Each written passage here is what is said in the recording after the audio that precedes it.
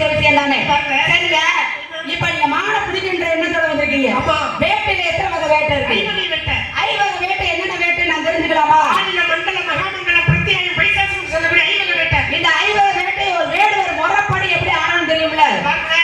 வேட்டையில பல வகையான வேட்டை இருக்கு. சரி, பிடிக்கிறதுல பல வகையான பிடிகள். அந்த பிடிகளை விட்டுட்டு வேட்டை எப்படி ஆடணும்? வேடுவர் தானே நீங்க? ஆமா. சொல்லுங்க, வேட்டை எப்படி ஆடணும்? இவர்ல படுத்துக்கிட்டு வேட்டை ஆடலாம். சரி, நின்னுக்கிட்டு வேட்டை ஆடலாம். சரி, மேல மீனத்துல வேட்டை ஆடலாம். ஒரு காலை முன்னே வைத்து ஒரு காலை பின்னே வைத்து வளைத்து அம்பு விடுதல் அப்படிங்கிறது ஒரு. அப்படியே வந்து இடது காலை முன்னே வைத்து வலது காலை பின்னே வைத்து அப்படி ஒரு அம்பு விடுறது இருக்கு. இந்த மான எப்படி பிடிக்க வந்தீங்க? கை பிடிக்கிறதுக்காக. மான கை பிடிக்க வந்தீங்களா? மான கையால பிடிக்க வந்தீங்களா? கையால கை பிடிக்க வந்தேன். மான கையால பிடிக்கலாம். ஆமா. அதுக்கப்புறம் தானே கை பிடிக்க முடியும். உடனே கை பிடிக்க முடியுமா? கையை பிடிச்சாதான் கை பிடிக்க முடியும். ஆக மொத்தம் நீங்க கையால பிடிக்கணும்னு நினைக்கிறீங்க. முடியும்ல? முடியும். முடியும் என்பது முடியாது என்பது முட்டாள்தனம். அது சரி, முடியுன்ற நம்பிக்கையோட வந்திருக்கீங்க. யாருக்கு பல தும்பிக்கை, சரிக்கு பல நம்பிக்கை. அந்த நம்பிக்கை இருக்கு. அந்த நம்பிக்கை உங்களுக்கு இருக்கு. உண்மையிலேயே நீங்க சொல்றீங்க வேட்டையில எத்தனை வகை வேட்டை இருந்தாலும் மான கையால பிடிக்கின்ற எண்ணத்தோட வந்த காரணத்தினால 6வது வேட்டை ஒரு வேட்டை இருக்கு. அது என்ன வேட்டை? 6வது வேட்டை என்ன வேட்டை? கண்ணி வேட்டை பாத்தீங்களா? கண்ணி வேட்டைனா யாருக்கு சொல்லிக் கொடுப்பது? கண்ணி வேட்டை என்பது பெண் வேட்டை கிடையாது. ஒரு தாய் தன் மகனுக்கு சொல்லிக் கொடுக்கக்கூடிய வேட்டை அந்த வேட்டை. ஒரு தாய் சொல்லிக் கொடுப்பாங்களாம், இந்த வேட்டை இப்படித்தான் ஆடணும்னு. அப்ப தாய் சொல்லக்கூடிய வேட்டை என்ன வேட்டை? கண்ணி வேட்டை. இது வரைக்கும் மான பிடிச்சிருக்கீங்களா? நான் நித்த பிடிக்க வந்திருக்கேன். ஏற்கனவே ஒண்ணு பிடிக்கல. மான்குட்டி ஒண்ணு இருக்கு இருக்கு. அதத்தான் கேக்குறேன். அது மான பிடிச்சீங்களா இல்ல வெற்றிக்கு பரிசா உங்க கையில கொடுக்கப்பட்டது? ஏற்கனவே வெற்றிக்கு பரிசா கிடைக்கப்பட்டது. அப்ப இந்த மானத்தை பக்கத்துல வச்சுக்கணும். இந்த மானையும் கையால பிடிக்க வந்திருக்கீங்க. வேட்டையாடி பிடிக்க வரல. என்னங்க கையால அடிச்சு பிடிக்க வந்தேன். அப்புறம் என்ன? சில வச்சு குடி வெட்டி மான கட்டி மான ஈட்டி அப்ப இதுல பல வழிகள் எந்த வகை பிடிக்க வரல. ஆனா இதெல்லாம் தவறு நினைச்சேன். அப்படியா? தெரியல. என்ன மலை வச்சு பிடிச்சா மலைக்குள்ள மாட்டிக்கிட்டு முடமாயிடும். அது சரி. குடிக்கிற விழுந்துச்சுன்னா குடிக்கிற விழுந்து காய்ச்சி இருந்து. அது சரி, அது சரி. மான காட்டி மானன்னு பண்ண ஏமாத்துவோம். அதனால அந்த மான் குட்டி சரி, மானை ஏமாத்தாம பிடிக்க நினைக்கிறீங்க. மான அழகான மானா, அன்பான மானா, பண்பான மானா, பாசமான மானா, உங்களுக்குனே பறக்கப்பட்டதா? உங்களுக்குனே வளர்க்கப்பட்டதா? நீங்க தான் பிடிக்கணுமா? நீங்க தான் அணைக்கணுமா? நீங்க தான் கொஞ்சணுமா? நீங்க தான் காப்பாற்றணுமா? நீங்க தான் முத்தம் கொடுக்கணுமா? நீங்க வளர்த்தமானா? வளர்க்கப்பட்டமா? சுதாரி பாருங்க, உண்மையிலேயே சுதாரி. ஏன்னா நீங்க வளர்த்த மாலன்னு கேட்டா ஆமான்னு சொல்லியிருந்தாரு வச்சுக்கல, அதை வச்சு ஒரு முடிவு முடிச்சிருக்கலாம். ஏன்னா தானே வளர்த்து தானே அனுபவிக்க முடியாது. அடுத்தவங்க வளர்த்ததை நாம அனுபவிக்கலாம், நாம வளர்த்ததை அடுத்தவங்க அனுபவிக்கலாம். மொத்தம் சுதாரிப்பா இருக்கீங்க. ஏன் தெரியுமா? நீங்க ஏன் சுதாரிப்பா இருக்கணும்? ஆம்பளையா இருந்தாலும் பொம்பளையா இருந்தாலும் கொஞ்சம் சுதாரிப்பா இருக்கணும். ஆம்பளை சுதாரிக்கலைன்னா கடனாளி ஆயிருவா, பொம்பளை சுதாரிக்கலைன்னா புள்ளத்தாச்சி ஆயிருவா. அதுக்கு தான் யாரா இருந்தாலும் கொஞ்சம் சுதாரிப்போட இருக்கணும். அப்ப நீங்க அடுத்தவங்க வளர்த்தமான அனுபவிக்க வந்திருக்கீங்க. அடுத்தவங்க வளர்த்த இருப்பிடமா வளர்த்துதுங்க. இருப்பிடமா வளர்ந்துச்சுன்றீங்க. இருப்பிடத்தை பத்தி உங்கள்ட்ட ஒரு கேள்வி இருக்கு. இந்த கேள்வி கேட்கணும்ன்றதா? ஏன்னா இந்த மான் உங்களுக்கு வேணுமா? வேணும்ல. நீங்க இப்ப தேடி வந்த மான் அழகான மான், அன்பான மான், பாசமாக சொல்லக்கூடிய அந்த அழகு மான் ஏன்தான் இருக்கு. எந்த வழியும் சொல்ல மாட்டாங்க. நான் சொல்றேன் ஏன்றது அந்த மான் இருக்கு. உங்கள்கிட்ட இருக்கு. ஏன்தான் இருக்கு. மாவீரன் மாயழகன் நினைவாக தோற்றம் மாறினாலும் தோரணை மாறாது என்றும் நினைவில் புண்ணிய குடி. மாவீரன் மாயழகன் நினைவாக தோற்றம் மாறினாலும் தோரணை மாறாது என்றும் நினைவில் புண்ணிய குடி. அன்பானவர்களுக்கும் உங்களுடைய குடும்பத்தாருக்கும் நமக்கு 50 ரூபாய் அன்பளிப்படுத்தி வேலை செய்திருக்கிறார். அவர்களுக்கு நன்றி. வணக்கம். மாவீரன் மாயழகன் என்றும் மறக்காத நெஞ்சம் கொண்ட அன்பு தம்பி புண்ணியகுடி.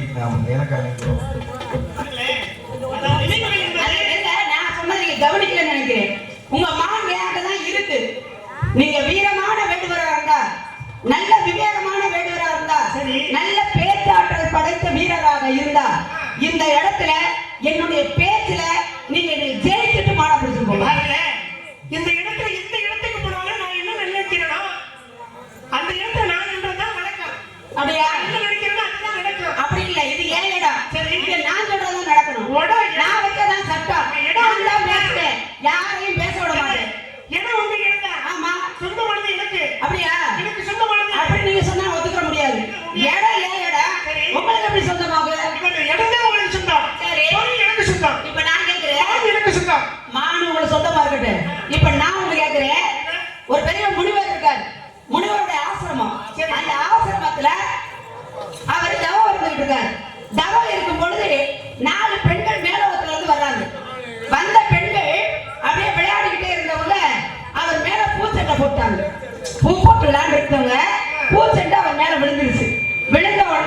அந்த முனிவருக்கு கோவம் வந்து என்ன செய்யறாரு, 4 பேரையும் சபிச்சிடுறாரு. எப்படி?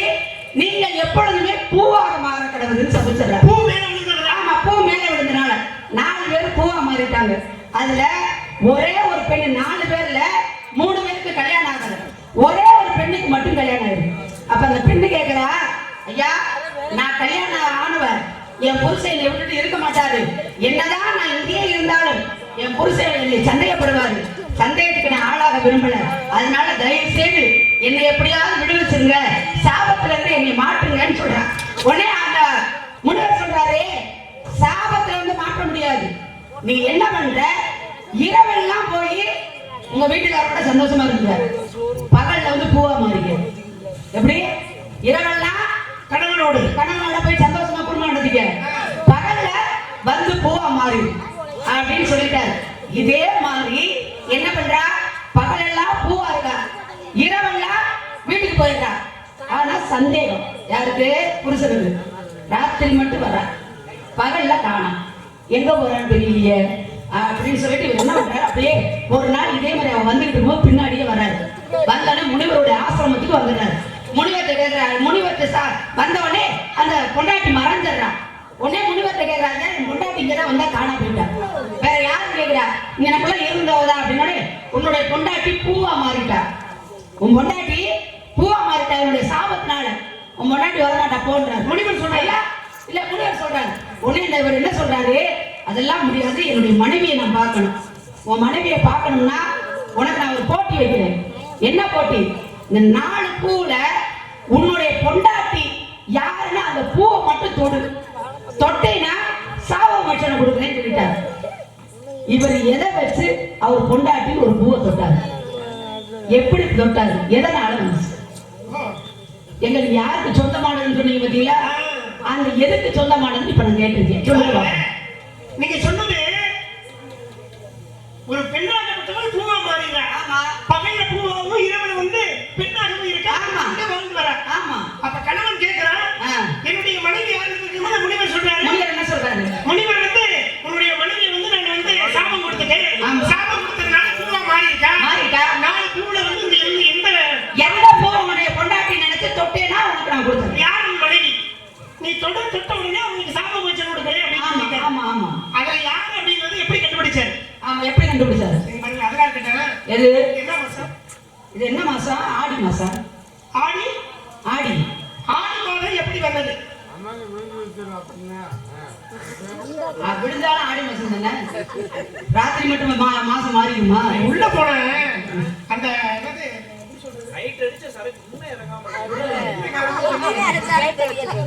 அப்ப இது என்ன ஆடி மாதம்.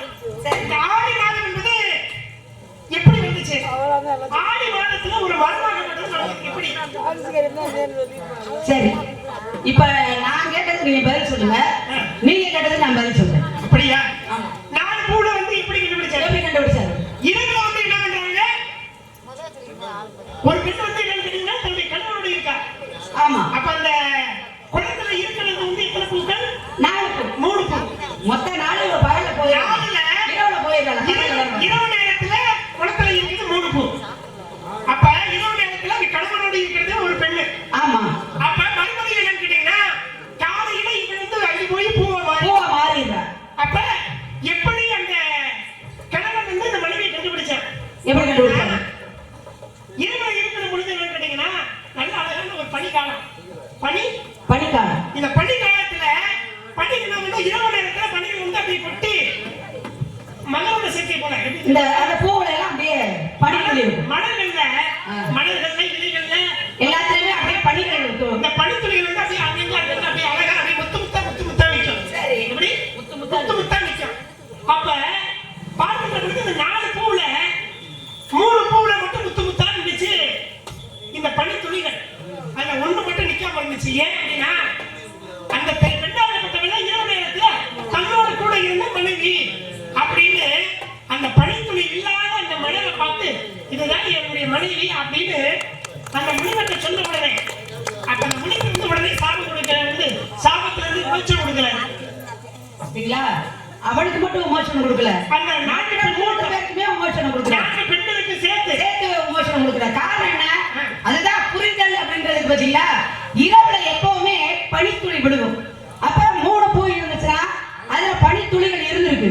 இவ வந்து இரவு என்ன பண்ணிட்டா, புருஷனோட போயிட்டா. இரவு பெண்ணாகவும் பகலில் பூவாகவும். அதனால அந்த பூவுல மட்டும் பனித்துளி இல்ல, அதை வச்சு கண்டுபிடிக்கணும். அதுதான் புத்தியசாலித்தனம். அதை நல்லா புரிஞ்சுக்கிறோம். சரி பரவாயில்ல, நல்லா அருமையா கண்டுபிடிச்சிட்டீங்க. இருந்தாலும் கேட்டதுக்கு பதில் சொன்ன காரணத்தினால ஒரு பாட்டை படிட்டு பதில் சொல்லுவோமா? ஒரு பாட்டை படிக்கலாம்ல? பாட்டை படிச்சுட்டு பதில் சொல்லலாம்ல? மானா மானா மானா மானா மானா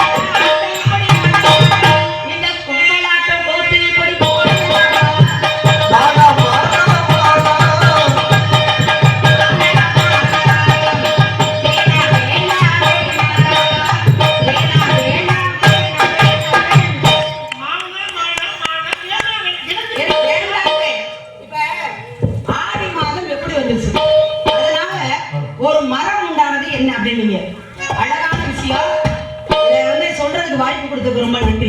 ஏன்னா மேலோகத்துல ஆடிங்கிற ஒரு பெண் இருந்தா, ஆடிங்கிற ஒரு பெண். அப்ப அவளுக்கு சிவன் மேல ரொம்ப பைத்தியம்.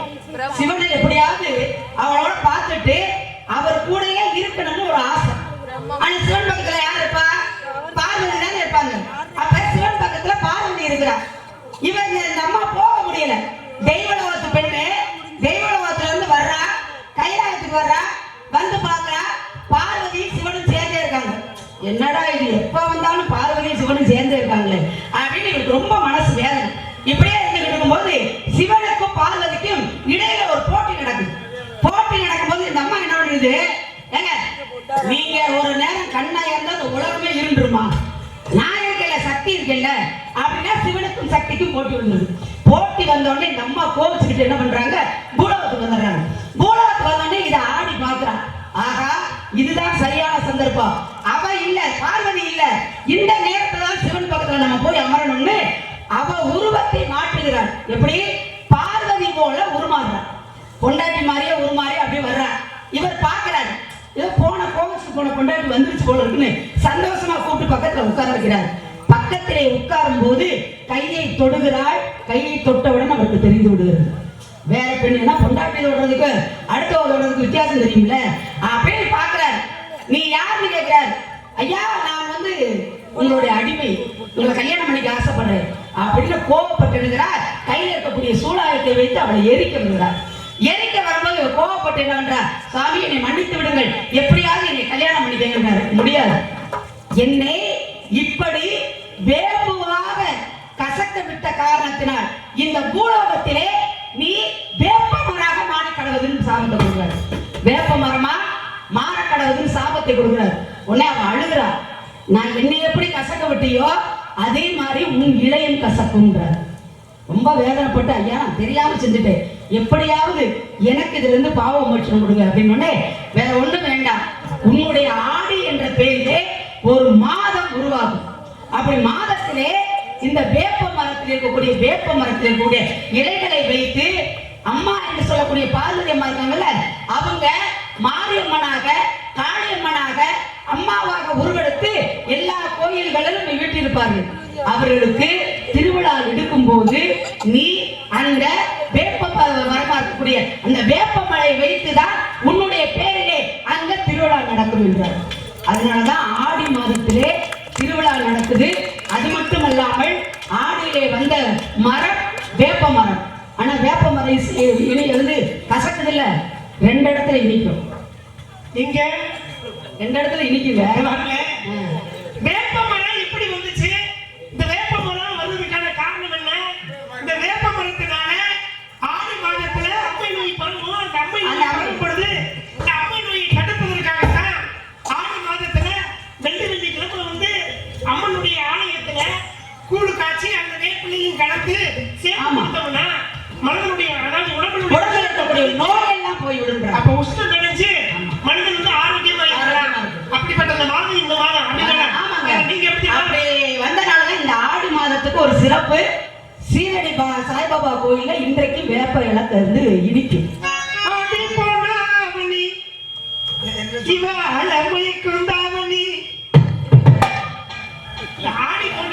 ஆடிக்கிட்டு போகுது, அது ஆடாம போகுது.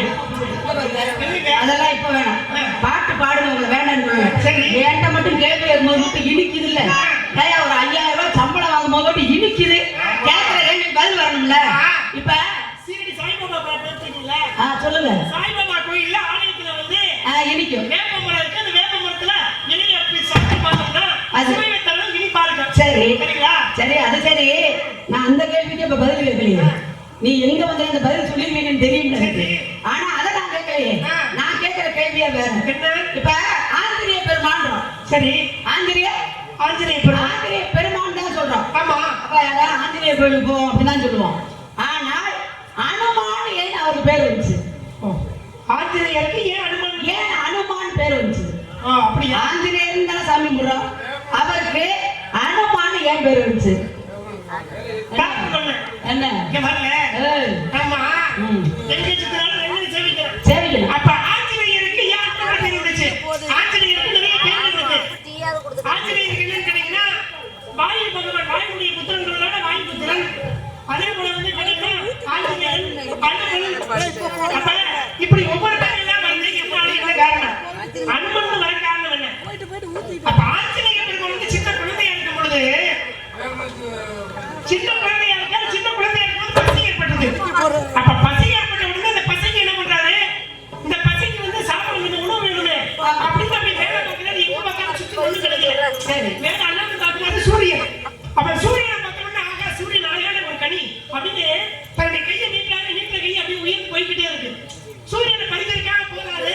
போற முன்னே என்னன்னு கேட்டீங்கன்னா சூரிய பகவான் உடனே அந்த இடத்துல சூரிய பகவான் வந்து பயந்துகிட்டு ஆஞ்சநேய பெருமான் என்னை வந்து விழுங்க வராது, உணவா சாப்பிட வராதுன்னு சொல்லிட்டு நேரா போய் இந்திரன் முறையிடார். அப்ப இந்திரன் முறையிட இந்திரன் என்ன பண்றாரு? பார்க்கிறாரு, மறைச்சு பார்க்கறாரு. அப்ப ஆஞ்சநேய பெருமான் வந்து உடனே என்ன பண்றாரு கேட்டீங்கன்னா தன்னுடைய வஜ்ராயுதத்தை வந்து ஆஞ்சநேய பெருமானை வந்து இந்திரன் என்ன பண்றா? உடனே அடிக்கிறார். அப்ப அடிக்கிற பொழுது என்னன்னு கேட்டீங்கன்னா அடிக்கிற பொழுது அவருடைய தாடையில அடிபட்டு ஆஞ்சநேய பெருமான் மயங்கி கீழே மண்ணுல விழுந்துறாரு. தாடைக்கு மறுபெயர் அணு. அந்த அணு முறிந்த மண்ணில் விழுந்ததனால் ஆஞ்சநேயருக்கு அனுமன் என்று ஒரு பெயர் வந்தது. மண்ணில் விழுந்ததனால் தாடை என்பது அணு, அது முறிந்த மண்ணில் விழுந்ததனால் அனுமன் என்ற பெயர் வந்தது ஆஞ்சநேயருக்கு. உண்மையாதானா? இல்ல நான் கேட்டது உண்மையான பதிலா? உங்க தாய் மீது ஆணையாக உண்மையா? உண்மை. தந்தை மீது ஆணையாக உண்மை. நீங்க சொல்றது உண்மையா? உண்மையா? நானும் உண்மைதான் சொல்றேன். நல்ல விஷயம். நீங்க ஒரு பாடு பாடுங்க. நான் ஒரு விஷயத்தை சொல்லணும் மக்கள். ஏன்னா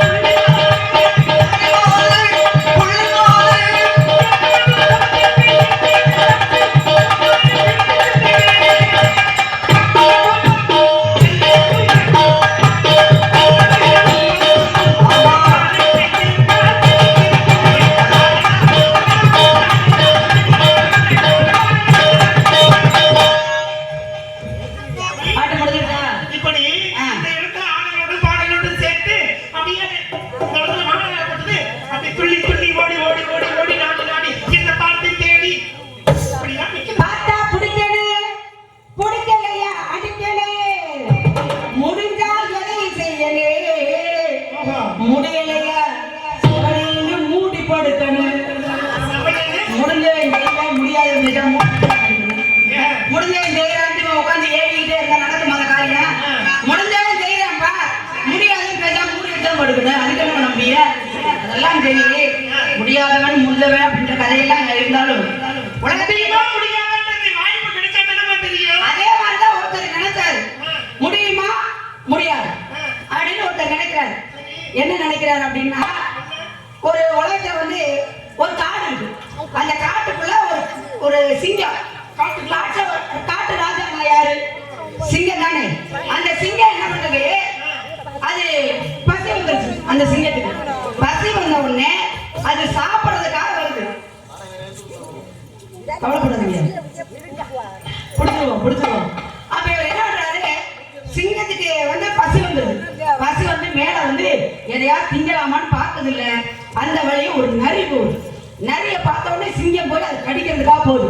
உடனே நரி சொல்லுது, சிங்கராஜா உன்னுடைய பசிக்கு நான் ஆள் கிடையாது, உன்னுடைய பசிக்கு தகுந்த மாதிரி நல்ல ஒரு பெரிய உருவமா முட்டை கொண்டாந்து தரேன் அப்படின்னு நரி சொல்லுது. நரி சொன்னது அந்த சிங்கம் கேட்கலாமா?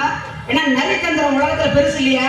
ஆனா இந்த சிங்கம் என்ன பண்ணுச்சு, சரி போய் நல்ல என்னுடைய சாப்பாட்டுக்கு தான் இந்த மாதிரி உணவு எடுத்துட்டு வா அப்படின்னு. இங்க இருந்து சிங்கம் போக, இங்க இருந்து இந்த நரி போக எதுக்கா ஒரு கழுதை வந்துச்சு.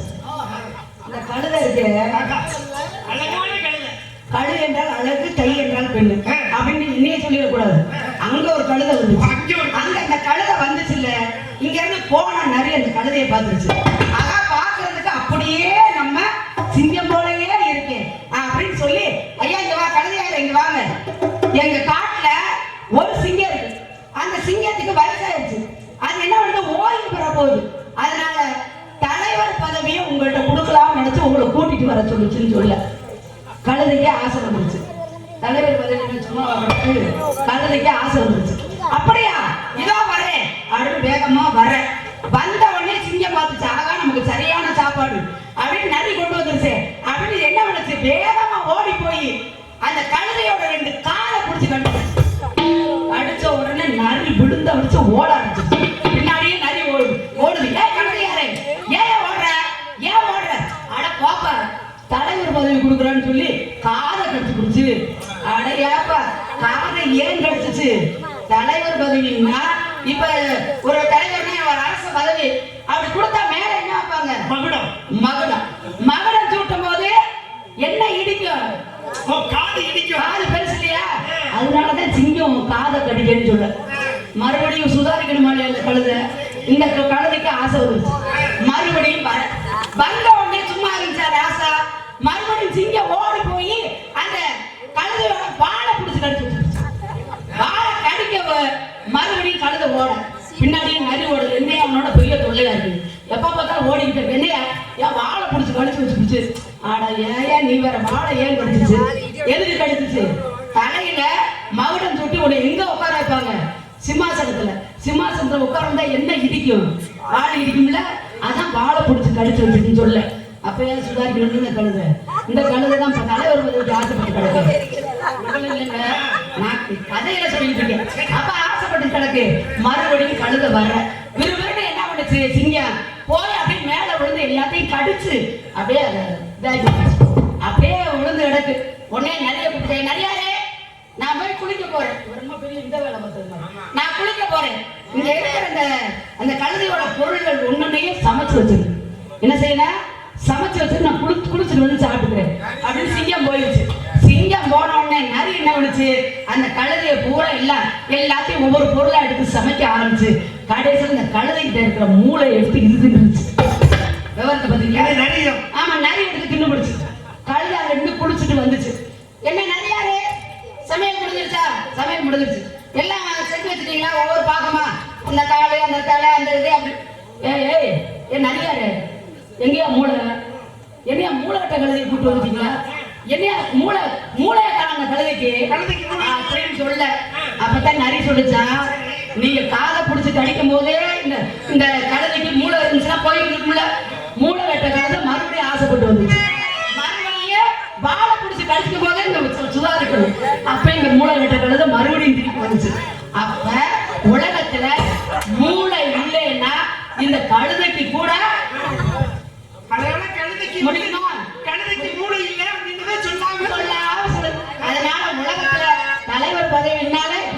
இல்லாம தான் புரியுவீங்க.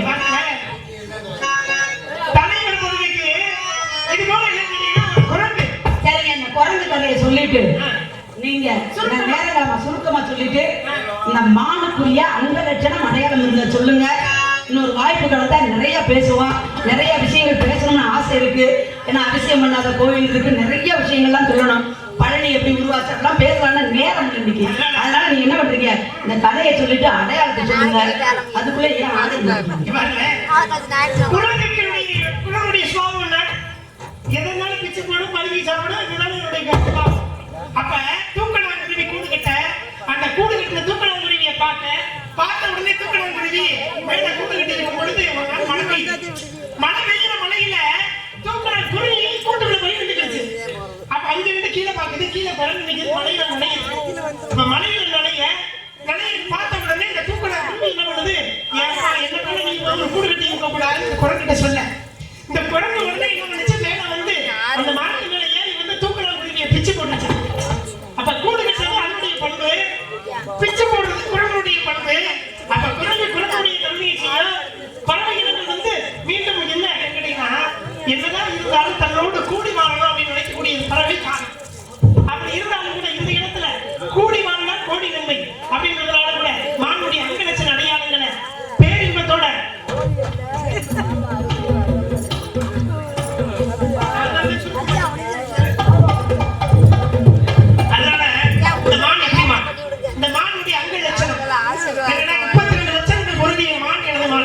இந்த மானுடைய 32 லட்சங்களும் அழகையும் பேரின்பத்தோட எப்படி சொல்றது,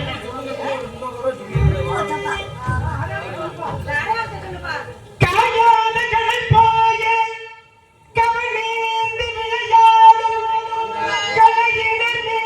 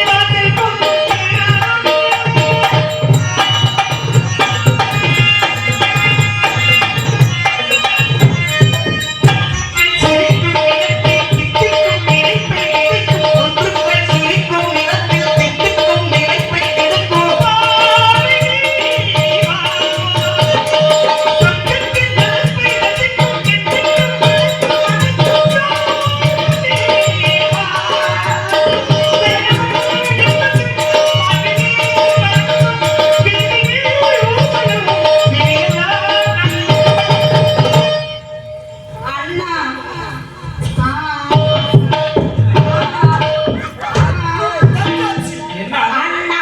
அண்ணா வந்து அண்ணி வந்து. ஒரு ஆம்பளை வந்து இப்ப முடி வளர்க்க முடியல, நம்மளாலே வளர்க்க முடியல. எப்படி ஆம்பளையால வளர்த்து வளர்க்க முடியாது. அண்ணே. தங்கச்சி எதுக்காக கூப்பிட்டு தெரியுமா? என்னத்தா? அந்த மனுஷன் வந்தாரு, ஆமா. நான் உன்னை காதலிச்சேன். என்னவா? குடும்பம் ஒத்துக்கிறாப்பா. நம்பிராக குடும்பம் நார குடும்பம் வேலை பண்ணி காலேஜ் கோயில்ல 101 ரூபா கொடுக்கணும். வேலை கூட வேண்டாமா? என் முண்டாட்டி இப்பெல்லாம் வெட்டது வரணும். இனிமே என் புருஷன் எனக்கு திருப்பால் அடிப்பா பாப்போம். தங்கச்சி அப்படி நீ ஆசைப்பட்டனா அண்ணன் அந்த அளவுக்கு இறக்க மனசுலாத இல்ல. சரி. காலையில 501 ரூபா காணிக்க வச்சு உனக்கு எனக்கு ஒரே மேடை இல்ல. உனக்கு ஒரு மாப்பிள்ளை, எனக்கு ஒரு பொண்ணு. சரிங்க, அதுதான் எங்க அண்ணன் புரியுது. தங்கச்சி இதுக்கு காரணம் என்ன என்ன தெரியுமா? காரணம்? முருகனை நம்ம கும்பிடாதான் காரணம். அப்படியா? நம்ம குலக்கடவுள் முருகப்பெருமான். என்னைக்குமே ஒருத்தருக்கு பிரச்சனை வந்துருச்சுன்னா அவங்க குலசாமியை கும்பிட்டாலே பிரச்சனை முடிஞ்சிடும். உள்ள வருவாண்டி தருவாண்டி மலையாண்டி வருவாண்டி வருவாண்டி மலையாண்டி மலையாண்டி அருளேந்தி வருவோர் அருள்வாண்டி, அவன் அருளேந்தி வருவோர் அருள்வாண்டி, ஆடி வருவாண்டி தருவாண்டி மலையாண்டி பழனி மலையாண்டி.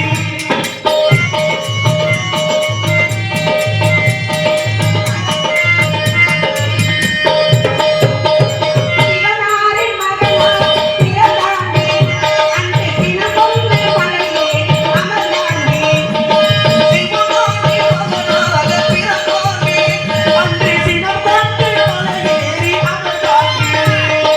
நவலோக மணியாக நின்றாண்டி, நவலோக மணியாக நின்றாண்டி, என்றும் நடமாடும் சிலையாக அமர்ந்தாண்டி, என்றும் நடமாடும் சிலையாக அமர்ந்தாண்டி, அமர்ந்தாண்டி வருவாண்டி தருவாண்டி மலையாண்டி.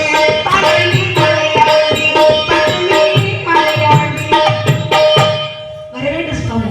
வள்ளி சுவாமி, வள்ளி வேடனாக வந்ததும் நானே. சரி. வேடனாக வந்ததும் நானே. சரி. உனக்கு வேண்டிய வரங்களை என்னிடம் கேள். 2 வரங்கள் வேண்டும். தாரத்தில் 2ஆம் தாரமாக இருந்தால் தரத்திலே முதல் தரம் கொடுத்து உலகத்தில் உள்ள அனைவருமே வள்ளி தேவயானி என்று அழைக்க வேண்டும். இது முதல் வரமாக இருக்க வேண்டும். 2ஆவதாக நம்முடைய காவியத்தை யார் பார்த்தாலும் சரி, யார் கேட்டாலும் சரி, யார் இப்படி நடத்தினாலும் சரி, அந்த மக்கள் அனைவரும் எந்தவித நோய் நொடி இல்லாமல் நோயற்ற வாழ்வும் குறைவற்ற செல்வத்தோடு வாழ வேண்டும். திருமணத்தை பார்க்கும் அனைவரும் நோயற்ற வாழ்வும் குறைவற்ற செல்வமும் பெற்று நலமும் வளமும் பெற்று சிறப்புடன் வாழ்வார்கள் என்றாலும் வெள்ளி தீவானி என்ற பெயருடன் சிறப்புடன் பெயர் பெற்று விளங்குவாய் என்ற வளத்தை நினைக்கிறேன். இங்க வாத்தா, தங்கச்சி இங்க வாத்தா. இங்க வாத்தா, இங்க வாத்தா, இங்க வாத்தா. எல்லாரும் முன்ன வாங்க. ஏன்னா, நீங்க உங்க ஊர்ல நடத்துறது கல்யாணம். இன்னைக்கு முருகனுக்கு வள்ளிக்கு நடக்குது திருக்கல்யாணம். இந்த நாடகத்தை பார்க்கறவங்களுக்கு ஒரு புண்ணியம். முருகப்பெருமான் வள்ளி அம்மையாருக்கு கேட்கிற வரத்தை கொடுத்துட்டாரு. முருகா முருகா இவ்வளவு நேரம் பாடா படுத்திருக்கேன். சரி, ஒரு முருகனே எனக்கு மச்சனா வர போறீங்க. அதனால் நான் வளர்த்த தங்கச்சியும் உங்களுக்கு கட்டி கொடுக்க போறேன். எனக்கு ஒரு வரம் வேண்டும் முருகா. என்ன வரம் வேண்டும்? என் தங்கச்சிக்கு நீங்க கேட்டவரமா கொடுத்தீங்கல்ல, சரி, எனக்கு ஒரே ஒரு வரம் தான். என்ன வரம் வேண்டும் வைத்து கேட்காமல தான்.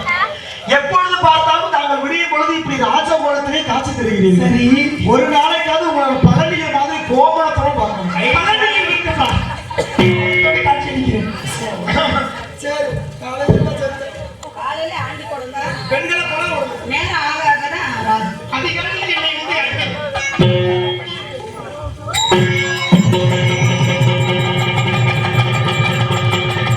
நாடு செழிக்க முன்னும் நல்ல மழை பெய்யணும். ஒரு செழிக்க வேண்டும் பார்ப்பன போல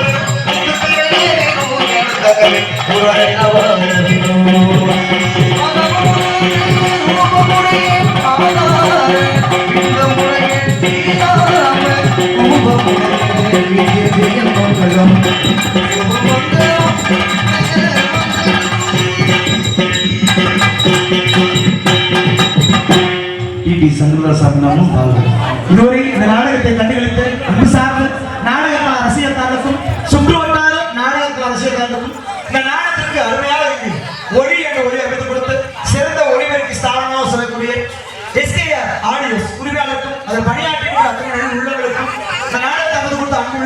சிறப்பான முறையில் இங்கு அருமையாக ஒளிபேசிக் கொண்டிருக்கும் அம்பாள் மீடியாஸுக்கும் மற்றும் திருவேரமணி மாவட்டத்து அன்பனார் சுமத் தக்கராஜன் அவர்கள் யூடியூப் சேனல் சார்பாக எங்கள் சார்பாக கலைக்குழு சார்பாக நன்றி கண்ட வணக்கம் வணக்கம் வணக்கம்.